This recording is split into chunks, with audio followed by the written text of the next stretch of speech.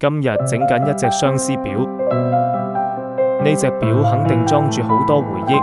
送嚟嘅時候，塊玻璃已經碎咗，要換過，而且咁多年嚟都未試過保養。經過檢查之後，發現機芯狀態真係幾差，潤滑油變質變硬晒。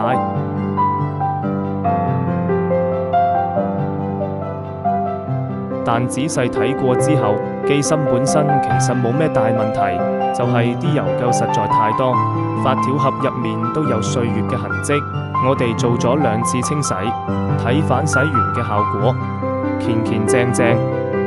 而家開始逐步裝反個機芯，呢款機芯都幾有特色，零件唔多，冇咁複雜，而且機芯好抗震。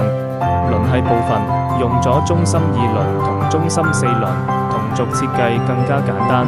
同時呢款機芯可以手動上鏈。